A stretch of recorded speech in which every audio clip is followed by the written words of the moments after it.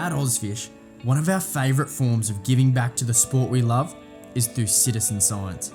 And recently, we've teamed up with the University of Newcastle for a program that we need your help with. The beauty about this project is that it combines recreational fishing with science to allow us to better understand the diets and habitats of fish. Here is PhD student Jeremy Day, who is leading this project, to explain a little more about it. So this project's looking at the importance of urchins in the diet of urchin predators, including snapper. The reason we're doing this is we all know that snapper eat urchins, but what we don't know is how often and how urchins contribute to the energy budget of snapper. This project came about in 2019, where I made an initial assessment of the eastern rock lobster as an urchin predator. Our results were really surprising, and now we want to extend this dietary analysis to other urchin predators, like Chrysophorus auratus, the pink snapper.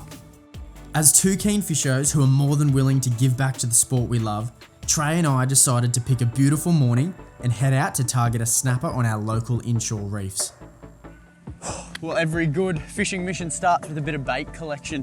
The sun has just popped over the horizon. The anticipation is very high. We're heading out off Port Stephens today, and the plan is pretty simple. Burley up on some shallow inshore reefs and hope we get a snapper. Dietary analysis is so important because at the moment there's fundamental unknowns about how coastal ecosystems operate. It gives ecologists the toolbox they need to best manage nearshore ecosystems in New South Wales.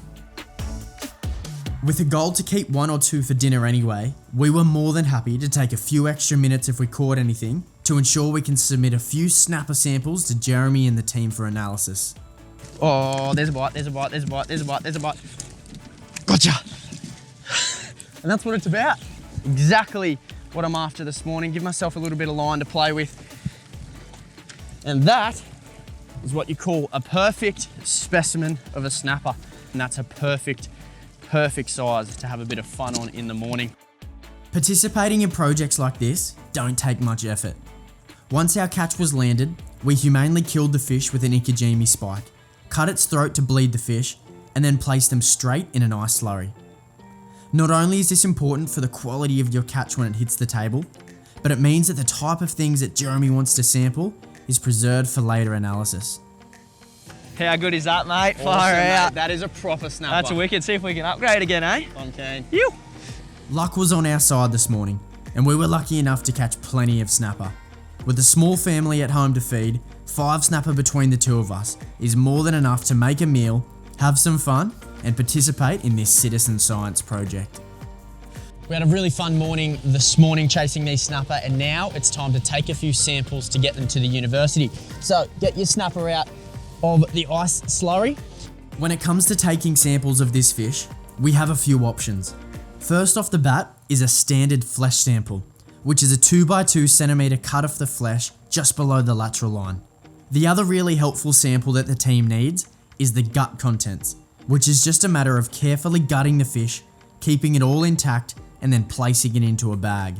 Whatever fish you decide to sample, it is important you write on the bag its total length, the rough location where you caught it, and the date.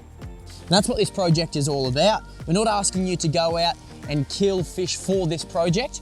We're asking for samples of fish that you would have already caught, which is so great. It's a citizen science at its absolute best.